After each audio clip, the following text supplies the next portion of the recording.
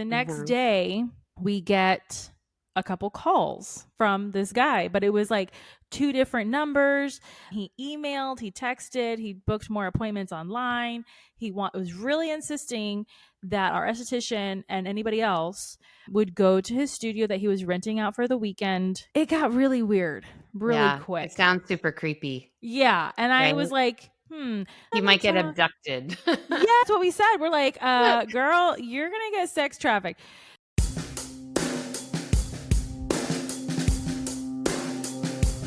This is MedSpa Mayhem, the podcast all about the chaotic world of medical aesthetics.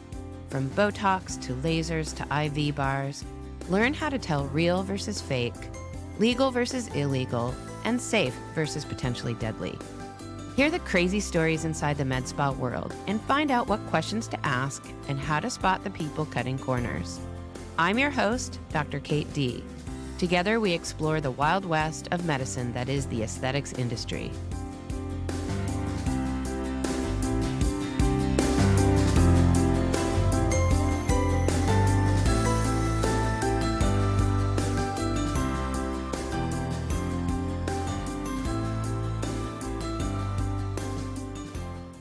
Hi, this is Dr. Kate D, and I am talking today with Christine Sherwood. She is a salon and spa owner and life coach and host of her own podcast, the BeautyPro podcast. She is from Florida. She did her undergraduate degree, 2 separate degrees, a bachelor's in public relations and also a bachelor of science in political science, and then parlayed all of that into a successful salon business. So first of all, thank you so much for joining me today. We're going to talk all about the ins and outs of salons and spas and share some crazy stories. I really appreciate your being on the podcast today. So much for having me. I really appreciate it.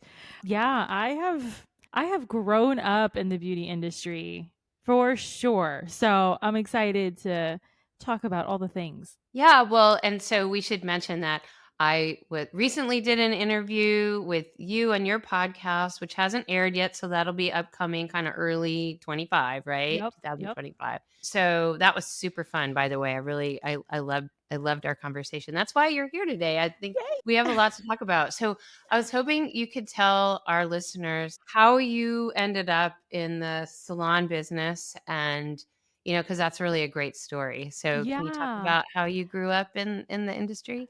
Absolutely. So as Kate was talking about, yes, I am a certified life coach, internationally certified. I own a salon and spa with my mom actually in Florida. I did go to the University of North Florida for public relations as well as political science, and I got that dual degree.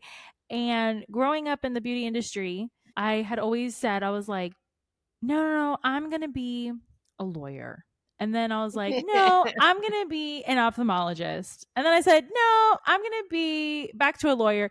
And it was always back and forth, because in my mind, I said, you know what? I am going to take care of the fam, right? I'm going to take care of the family. I'm going to make a lot of money and we're going to get it done, right? And then I experienced my first hair and skin show, which is from the Premier Beauty Group, which happens every year in Orlando. And it is this huge educational experience for beauty and barber pros. They have a med spa side. They have the skin. It's like amazing. And then of course there's all this shopping. And that my first experience with that was like, oh my God, what am I doing here? These are not my people. Everybody is so happy. And what the heck is happening? It was just like one big party. Every vendor had their stereo system and they're promoting their brand. And then the minute you cross the line into the skincare, everybody is zen and they are chill. And I was like, what is happening right now? And then I went back to school. Just the fact that people were happy. Yeah. I mean, it was like positive and fun and happy. I went with my mom. You think there aren't any happy lawyers out there? I mean, they're stressed out. They're a bit stressed out. I know. I have to say, every pretty much every one of my college friends became a lawyer. And I can't say that most of them are practicing law still, but it was, yeah, Exactly. And common I was point. like, I mean, I took my LSAT. I was getting ready to go into law Mm. school. And then I was like, yeah, I can't do this. I'm not going to do it. I'm not. You And know so what's then, funny is that's what hooked me. I mean, I did medicine for a really long time, but yeah.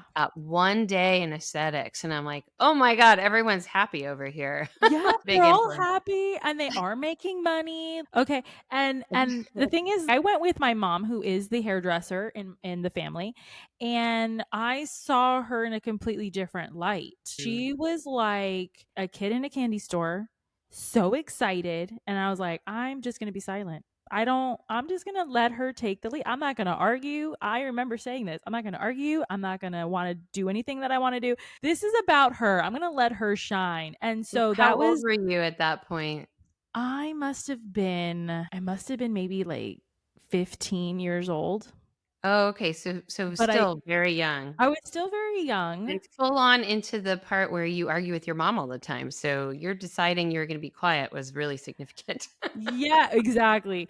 I was 15 at the time, but I always looked more mature and I was working in the salon anyways. I was always answering the phones, always sweeping the floors, always there. And yeah, that was the pivotal moment in my life.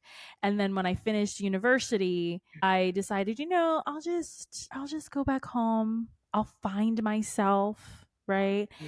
And then I found myself in the family business and I'm thinking, oh my God, what is happening? The marketing is a wreck. We have to get so much organized with our like accountant and stuff, like the legal part of what we're doing. We got to make sure that we are covered. Everything I went to school for just kind of culminated into the beauty world. And then now I have found myself really leading our salon and our spa and training and recruiting and hiring and firing and all these things. And I've learned a lot and I'm very grateful. I'm very grateful that I am not a lawyer and I am not a doctor and I am not those things. I am very happy. Well, that's fantastic. So you've been pretty much on the business side Yeah. of your family business and helped Yes. to grow that and help it to thrive. And meanwhile, also being a life coach and having the podcast. What Mhm. made you decide to start a podcast? So I was actually on another podcast. I was on several and I was really getting the name out there that I am an internationally certified life and business coach for beauty and barber pros. I can do this. I can help you with the wellness part of what we do because people are Mhm. very draining, right? And I found and a friend of mine who had actually come to the salon to give a class. She messaged me and she said, Christine, I listened to you on this podcast. I still don't remember which one. And she goes, we need more of you. Like, you need to be doing that. And I was like, what? And then the very next day, I put up a podcast. I literally Oh, woke up and wow. I was like, okay, we're going to do it. And we did it. And I have been doing it ever since. That's fantastic. Yeah. So I was kind of hoping that we could back up a little bit and talk Mhm. about your salon business Sure. and spa because I know there's so many crazy things that happen. So there's this Mm. kind of big overlap between what you guys do and what we do in medical aesthetics. You know, we have this sort of commonality. So I'm kind of curious. I This podcast we've focused on the great things, but also the pitfalls, and I'm just wondering, what are some of the wildest things that have happened in your business, either with customers or with employees? There's so many different crazy things that happen.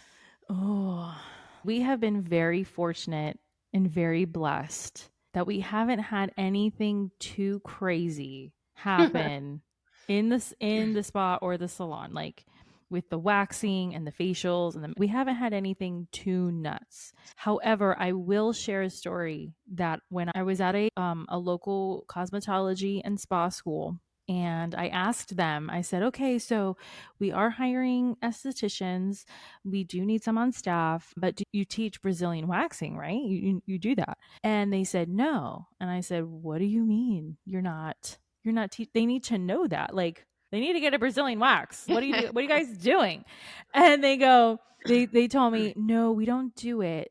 We were teaching it, but we're not teaching it anymore because we had an instance where They had, it's a school. So people go into the school to get discounted services, right?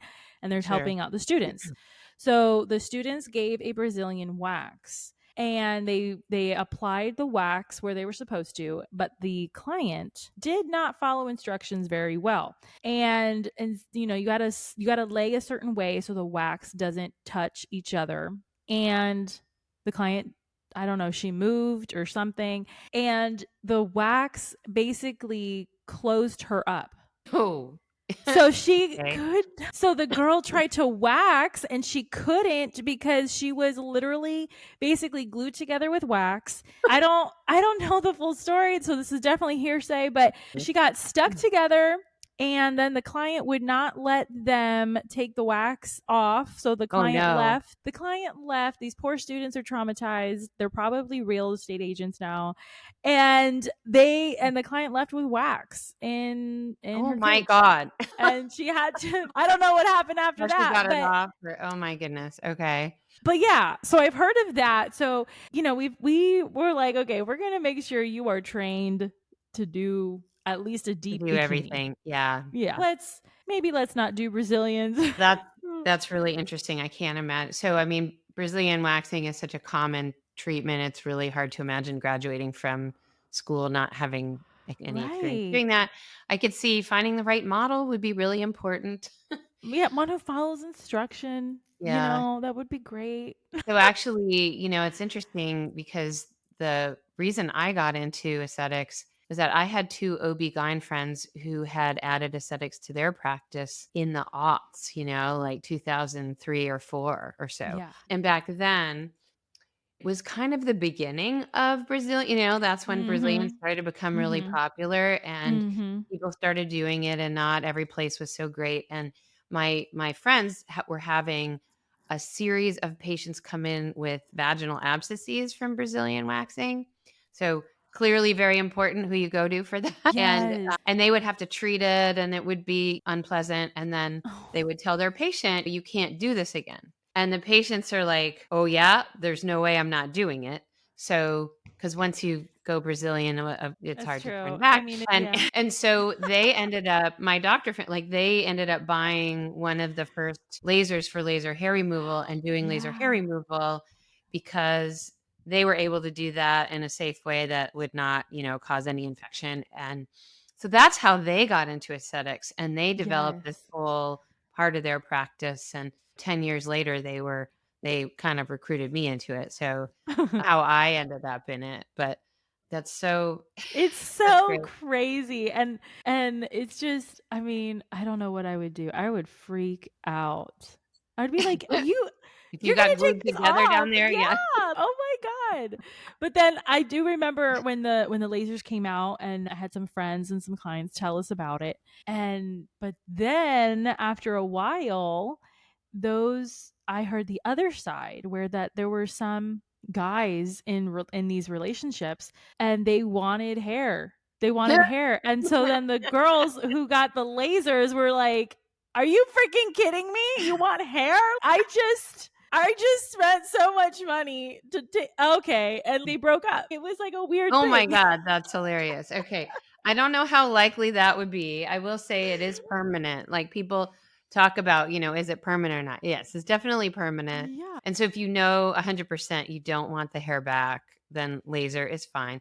And the other interesting thing about laser versus waxing, obviously you can let it grow back, Mhm. but once there's any gray or white hair down there, the laser's not going to work anymore. So if you really do want to do laser, don't wait till your 50s because there might be a few little white ones that That and is so then interesting. yeah, then you need electrolysis to finish that off. So, That we've was another definitely that was another story that I mean, the salon and the spa is the best. It's the best. So we had somebody come up to me actually, and they go, "Hey, listen, I need to talk to the stylist at the time." And I was like, "Sure, what's up?" And they go, "Well, I need her to mix some color that like on my hair cuz I need to match my hair with, my girl." And I was like, "What?" And at the time I was very young. I was like still in school. I was like, "What?" And she goes, I have a gray hair and I need a diet. And I was like, what? Oh, and so I mean, anything, I mean, get creative in a good way. And yeah, we did that. So we helped her out. That's so interesting. Couldn't she just pluck that one? Probably would have done, but again, it was the guy. The guy was like, "You have gray. What is happening here? Not cool." And Oh my so, gosh. make sure you Okay. talk. Make sure you have a good relationship with your partner, guys. Come on. Right. Well, definitely vet them too if they're gonna judge you by that. That's like, Yeah. What the heck? oh my Curtain wanted to goodness. match the drapes. So have you dealt with any scams in your salon? Like we once had a dine and dash, like a Botox bandit where, she just kind of said, "Oh, I left my wallet in the car," and ran out the door. Have you ever dealt with stuff like that or any other kind of? Yes, actually. I still remember her face. And it was a client that I actually loved. Like, I thought she was so much fun. She was so cool. And we had the salon here, and she had her little business like in the next building from us, like the next building over. And she would come in all the time and we would do services for her. And one day she paid with a check. I know we don't pay with checks anymore, but she did pay with a check. And she goes, "Hold on, I'm gonna." Well, what happened? She paid with the check, and then when we went to cash it, I guess there wasn't any money in the Mhm. account, and we were like, "Okay, no big deal. We'll just call her. We'll let her know really gently." And we never got a hold of her, like ever. So we did have that. So then we know. I mean, that this was years ago, right? Who pays with a check anymore? Not many people, but still, we don't accept checks now. We did have that. We also, what we've had recently is with Insta and everything, people can be very accessible, right? And so one of our assistants, she is also a model on the side. And so she does her own makeup and she models for, side hustle. And she got a message from this guy saying, "Hey, I think you're really beautiful. I'm a photographer and a videographer. I'd love to have you be one of my models for one of my 5 whatever brands that he had going on." And she was like, "Oh, okay." So she, is finding it out. But then I get that same day, he messages us on Instagram. He calls, he sets up an appointment online to see her. He wanted like the full works, gentleman's facial, hot towel shave, like the whole pampering experience. We're like, "Great, we got a new client. Awesome." So he comes in, and I'm not sure what he understood, but he comes in, he has all of this gear, like You're photography. Yeah, like photography gear. Oh, If he's going to do a photo shoot in the uh-huh. salon. And I don't know what's going on. I don't know all the backstory at this point. And he comes in, we give him his forms, right? You always want to give your consultation forms and all of the waivers and all that. He's filling it out. He filled it out happily. Not a problem. He goes in and our esthetician comes out and he goes, "Hi. Oh my goodness, I'm so happy to see you. I have something for you." And she was like, "Okay." Like, who doesn't want a gift, right? Okay. So he goes in with her, they do the facial, they do the services, all that. And then he's done. He pays. He gives us his credit card to stay on file, like all the things. Like the ideal client. He leaves and he takes all of his stuff. And the girl comes up to me and she goes, "Christine, I need to show you." And I was like, "Oh my God, what's happening?" He brought her clothes, he brought her makeup, he brought her perfume. I think there was some body butter in there. He was really trying really hard to get her to the studio because he came from Orlando and he was like trying to, promote his brand. And we looked at all of his brands that he was talking about and they were online, like they were like looked like legitimate businesses and all this. And it was so creepy. Okay, the next Mhm. day we get a couple calls from this guy, but it was like 2 different numbers. He emailed, he texted, he booked more appointments online. Was really insisting that our esthetician and anybody else would go to his studio that he was renting out for the weekend because he was only going to be there that weekend to take these photos for I think it was an athletic brand or Hmm. something. It got really weird really Yeah, it quick. sounds super creepy, Yeah. And I right? was like, He Let me might get talk. abducted. Yeah, that's what we said. We're like, girl, you're gonna get sex trafficked. So we had to actually call in some deputies, Oh, and because at this point we're like, oh my god, we're a bunch of girls in here, and this particular esthetician, she is the cutest freaking little spa fairy you have ever seen in your life, and we're like, we got to put her in like bubble wrap. So we called the deputies and we told them what happened, and we're like, what do we do? And they ended up calling the guy and telling him, you can't, no more, cut it out. mhm. And the guy was saying, oh no, I didn't. She reached out to me. And we were Yeah. like, oh my God. And Well, so, but it was a really good lesson. We had the whole team come out and let the deputies, teach and tell us what to do and how to do it. Okay. So that was a really good learning moment did you for hear from that guy again, or he went away? no. So He you're went lucky he away. listened to the police, honestly. Yeah, well, he got really scared too. That's what the deputies said. Now, Mm. nah, let me see. Today is today. Okay, so I think this happened again, but to one of my stylists in a different aspect where a client had only seen her one time. It had been about 3 months, 11 weeks since her last visit.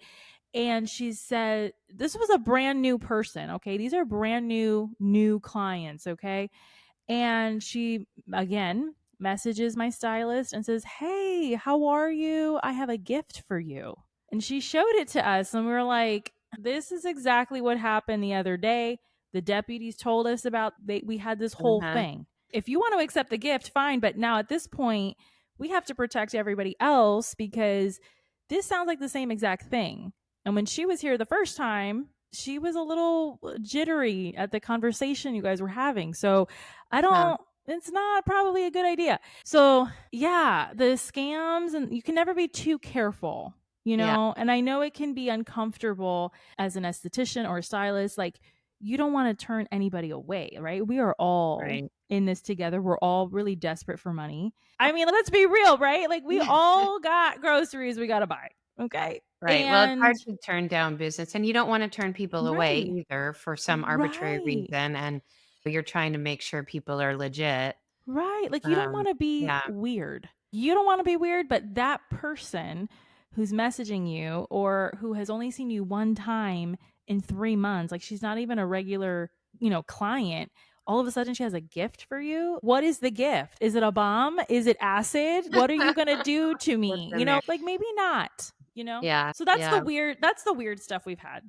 Yeah, we've had a handful. We've definitely had a couple of men who've come in for Oh, Brazilian yes, laser those two. where they made my esthetician feel quite uncomfortable. Mm. And then we had one couple that kind of treated it as a sexy event in their relationship. Yeah, we've had And those. then, okay, and it's hard because you don't want to say no, your girlfriend can't accompany you to Right. the procedure, but at the same time, it's like, we're not helping you in your sex life here at the Yeah, moment.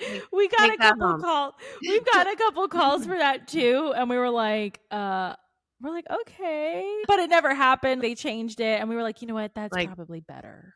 his and hers Brazilians. Do you Yeah. like couples Brazilians? Yeah, that's what they said. That's what they said. They're like, "Hi, we want a couples Brazilian." We're like, "No, we can't." Well, we've done what have we done? We've done that with body sculpting. We don't really have a setup in my place to do 2 facials at a time, so we can't do that. Right. But I do think it's sweet. I'm all in Yeah, favor. that's like the opposite end of the spectrum, right? We talked about the relationships that are like, "Oh my god, you have hair. This isn't going to work." And then now we're like, "You have hair. Let's do it together." It's just, oh man. Oh man. I don't know. No judgment, but be not weird about it, okay? Right. I mean, it is kinda interesting how much of this conversation is taken up by Brazilian I know hair all from removal. all of that. I'm sorry. Okay, what else? We could talk about hair on one's head, I guess. Yeah, well, so what is your favorite thing about the salon and spa industry? What should everybody know about? Maybe that they don't know about, who knows? Like, what's Okay, so if you are not in the beauty industry and you just don't understand what the big deal is, the salon and spa world, it is like its own little city. Hmm. And the front desk is kind of like City Hall, and your tech, your esthetician, your stylist, they are like the congressman, okay? And you go to see them and you voice all your complaints to them, and it's just like a great thing, and it's like its own living, breathing thing. There's that. The other thing is that it is a new challenge. If you're working it, it's a new challenge every single day. It's never the same thing. As you have heard already, there's always some kind of weirdness, but in a cute, kind of fun, weird way. And it's never dull, like it's never boring. And Yeah. I know for me, I did work in a senator's office in Jacksonville. I did work at a PR firm, and it was the same thing every day. It was the same Mm-hmm. thing. You clock in at 9, you work till 12, then you get a 1 hour lunch, then you go back to it and you do the same thing. And there was like the most exciting, like I understood why like people got so excited to dress up for work, because that was the only different thing that was happening. You know what I mean? And they get so excited for lunch, and that's when you're going to, get caught up. And the hair world, I mean, it's a luxury to have a lunch break at this point because you're serving others so much, but it's something new every day. It is not ever the same. And I think a lot of people don't know that. It's a lot of professionalism that goes into it, a lot of education, that sometimes some of the classes to these services are sometimes more expensive than medical. And it's no way. And a lot of lawyers that have come into the salon and spa, and doctors too, they say, what? Oh my goodness, that's more than what I charge. And we're like, yeah, well, our classes were pretty expensive. So but we're not just playing Barbies, and we actually did go to school for this. And yeah. Well, and there are a lot of laws around Yeah. hair and skin too. I mean, Oh, it's actually way more regulated than the medical spa yeah. space is. Can you speak to that a little bit? What are the educational requirements and ongoing training and all that? I think people would want to know. Yeah. So initially, whether it's aesthetics or cosmetology, you have to go, at least in Florida, it's about, I think it's 1,500 hours. I think maybe Mhm. about 9 months, give or take, depending on the program and what school you go to. And that's just the basics, that's the Mhm. foundation. And it turns out that the foundation is not all of the artsy, creative stuff you see on Instagram. It is Sure. sanitation, it's HIV, it's barbicide Mhm. certifications. It's learning, I mean, to oversimplify, it is learning how to wash your hands, okay? Mhm. And how to disinfect the areas properly so that you can continue performing the service in a relaxing, rejuvenating way. So that's really the basics. Once you get that, and then you can find a salon or a spa where there's like a mentorship or an apprenticeship program, you kind of, what we say in my salon is, okay, forget everything you've learned in school. Now you're going to learn the real way, because we are creatives in this industry, whether you're a esthetician, makeup artist, or stylist. Now you got to take your foundation, you got to take your rules, and now you got to bend them to sculpt to make the thing that you want it to be. We actually use Circadia skincare in our spa side, and it's a very medical kind of product line. And the estheticians have to really know their stuff so that they can concoct and come up with their own kind of regimens for their clients. And that takes creativity. That takes knowing your stuff to be able to kind of bend the rules a little bit to make a really amazing plan so that their skin is beautiful in 3 months when you start seeing results.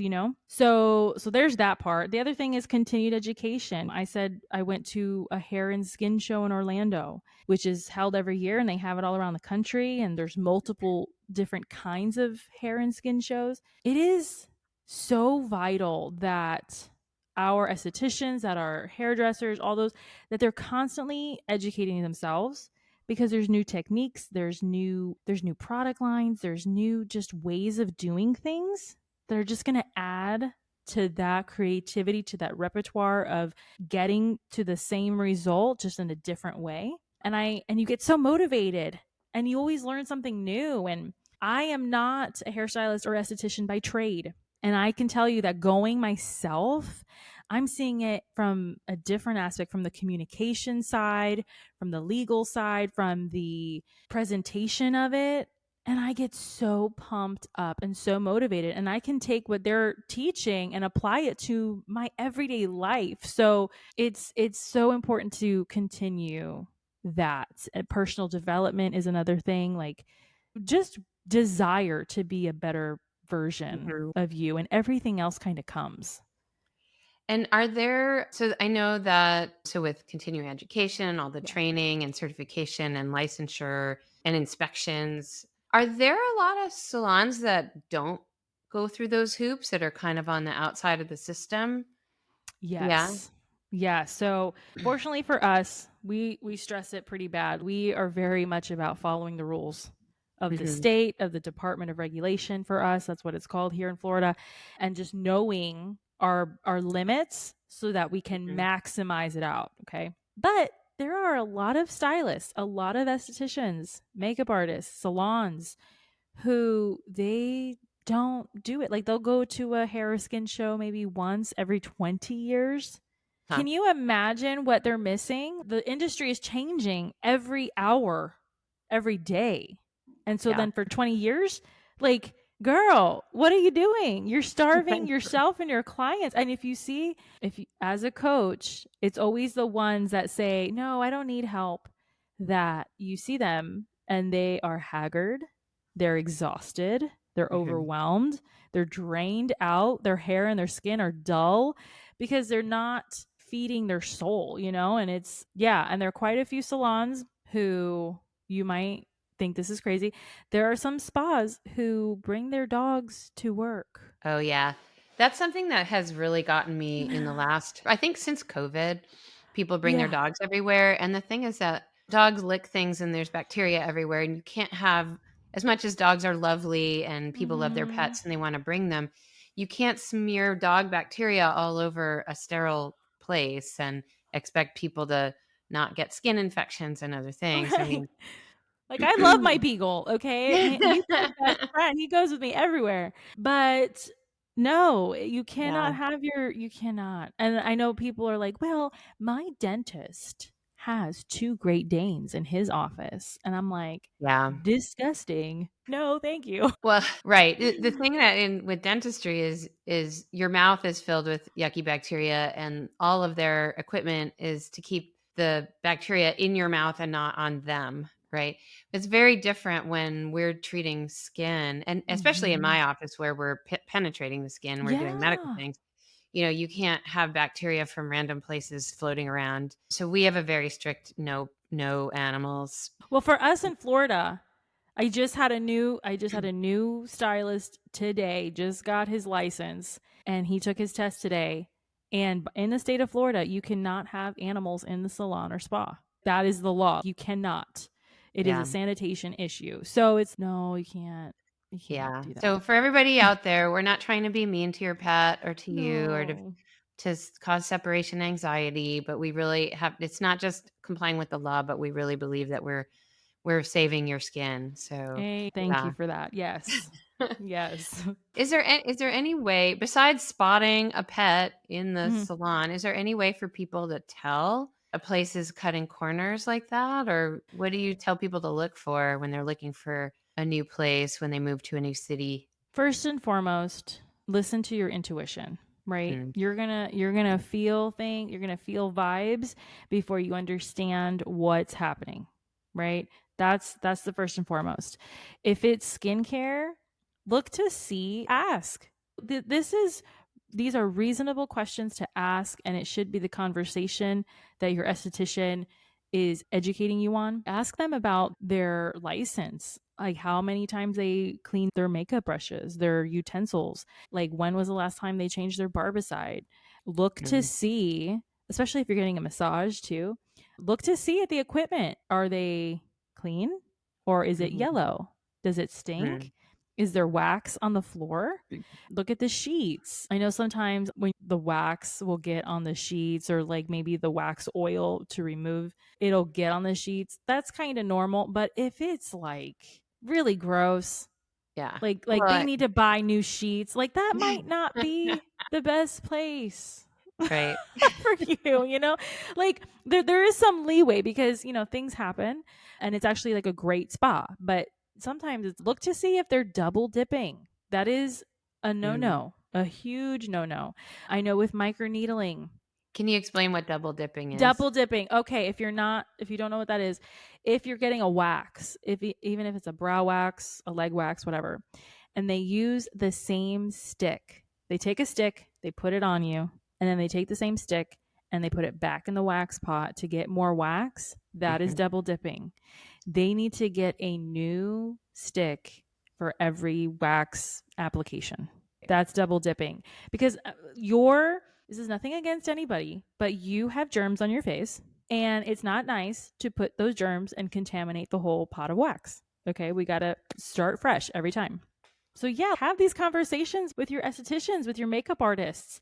The med spa, you guys are actually penetrating skin. This We're required, I believe. We haven't uh-huh. we have all of our licenses posted and, Mhm. along with the business license and the Yeah. spa and salon license, it's all kind of posted on the wall. I don't know if that's required in every state, It is but for us in Florida. yeah, my Yeah. guess is probably it is. You can just look for that, make sure Yeah. there's an actual Yeah. license. Yeah. I know that a lot of estheticians and stuff will do a side gig or just open a practice that's in their house or in their backyard or whatever, and those are very unlikely to be licensed. I suppose it's possible, but So for me, I know that's the trend, right? I tell my girls because now, those non-competes are no longer really effective anymore. They passed that, I think, earlier well, this actually, year. that's not true. The Federal Trade Commission put a rule in, and then there was a lawsuit, and that was suspended. So that's not been implemented,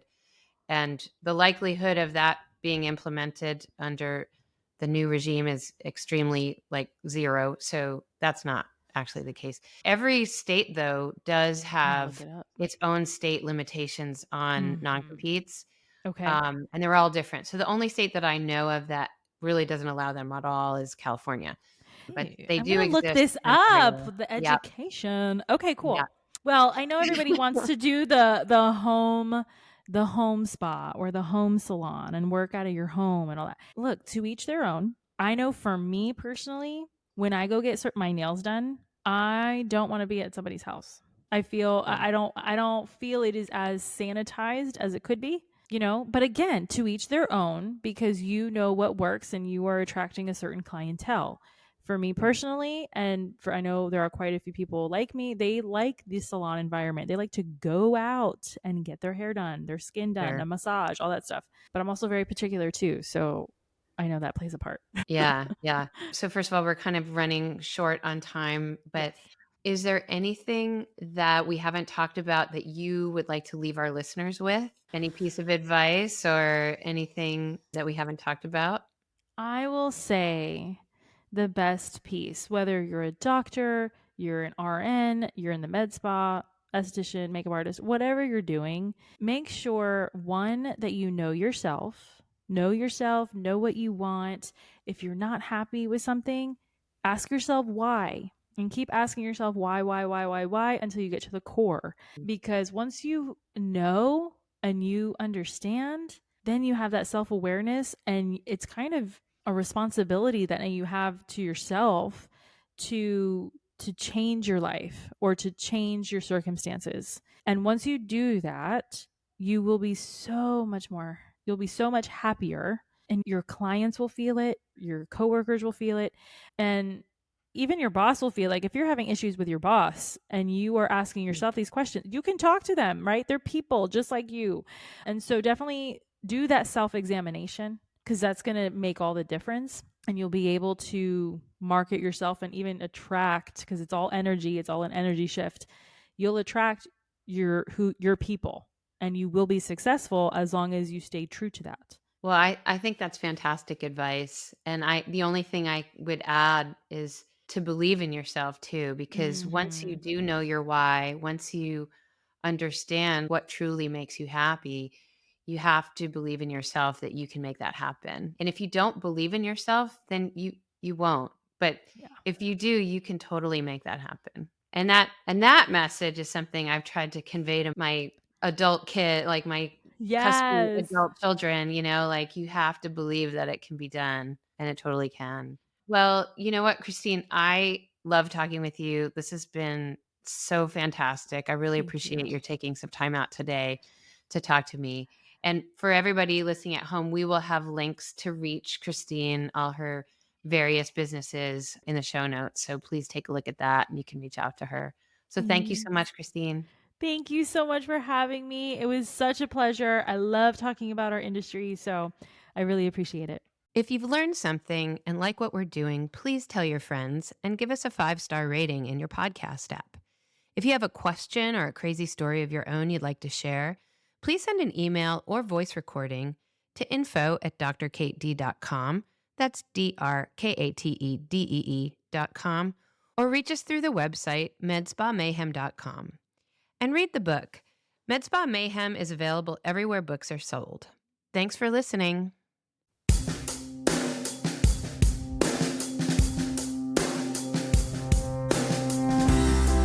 This has been MedSpa Mayhem with Dr. Kate D.